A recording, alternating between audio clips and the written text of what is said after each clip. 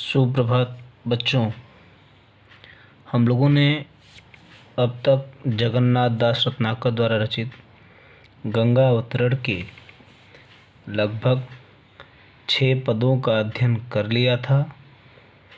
आज हम सब उसके आगे के पद का अध्ययन करेंगे। 7वां पद है, भई थकित छवि चकित हेरि हर रूप मनोहर, हवै आनहि के प्राण रहे तन धरे धरोवर, भयो कोप कौ लोप चोप औरे उमगाई, चित्त चिकनाई चढ़ी कढ़ी सब रोष रुखाई। प्रस्तुत पद जगन्नाथ दास रत्नाकर द्वारा रचित गंगा अवतरण से लिया गया है। प्रस्तुत पद में ब्रह्मलोक से भूलोक पर या पृथ्वी पर उतरी गंगा शिव के अनुपम रूप का दर्शन पाकर उन पर मुग्ध हो जाती है। गंगा के शिव पर मुग्ध होने के इसी भाव को इन पंक्तियों में सुंदर ढंग से दर्शाया गया है। प्रस्तुत पद की व्याख्या करने से पूर्व हम लोग प्रति शब्द का अर्थ जान लेते हैं। थकित का अर्थ होता है स्थिर होना या विश्राम करना। छवि का अर्थ होता है आभा। हर का अर्थ है भगवान शिव। मनोहर का अर्थ होता है सुंदर। आनहि का अर्थ है अन्य की। तन का अर्थ है शरीर। कोप का अर्थ है क्रोध। लोभ का अर्थ है शांत होना। चोप का अर्थ होता है उत्कंठा या उमंग। और का अर्थ है किसी और की। चित्त का अर्थ मन या हृदय। चिकनाई का अर्थ है प्रेम की स्निग्धता। रोष का अर्थ है क्रोध। रुखाई का अर्थ है रूखापन।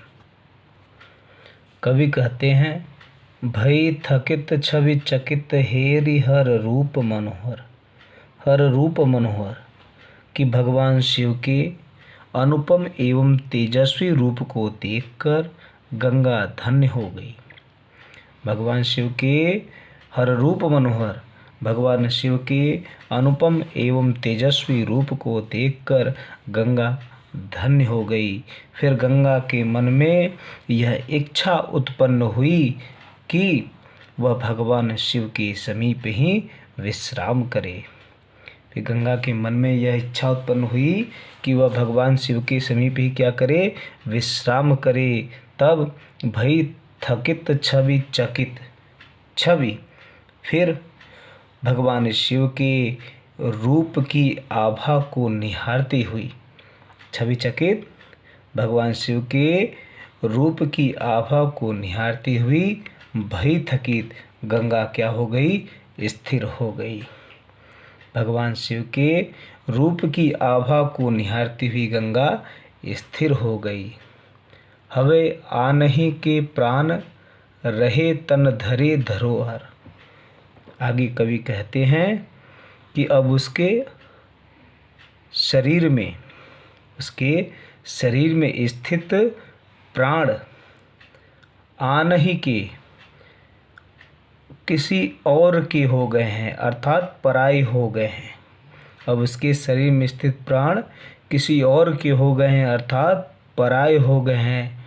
धरोहर उसका शरीर अब शिव के लिए धरोहर मात्र ही रह गए हैं।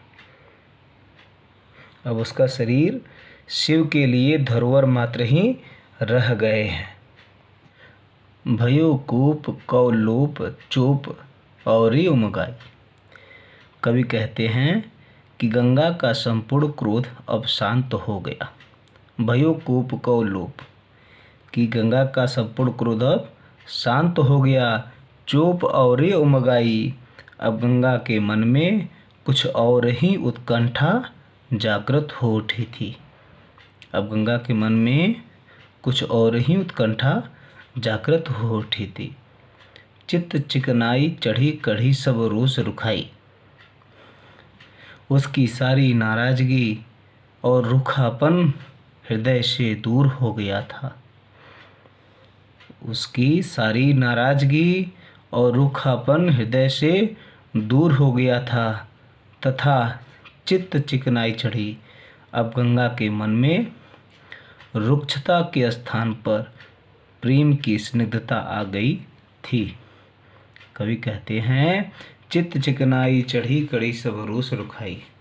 सब रोष रुखाई कि उसकी सारी नाराजगी और रूखापन हृदय से दूर हो गया था तथा चित्त चिकनाई चढ़ी।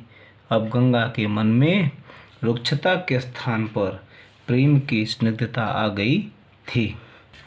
एक बात का ध्यान देंगे कि प्रस्तुत पद्यांश में शिव के प्रति गंगा के असीम अनुराग का अनुपम चित्रण हुआ है। शिव के प्रति गंगा के असीम अनुराग का अनुपम चित्रण हुआ है। प्रस्तुत पद्यांश का काव्यगत सौंदर्य है भाषा, ब्रजभाषा, शैली, प्रबंधात्मक शैली, अलंकार, अनुप्रास अलंकार, गुण, माधुरी गुण, छंद, रोला छंद तथा रस, क्रोध, अस्थायी भाव का शांत होना तथा रति की उत्पत्ति दिखाई गई है।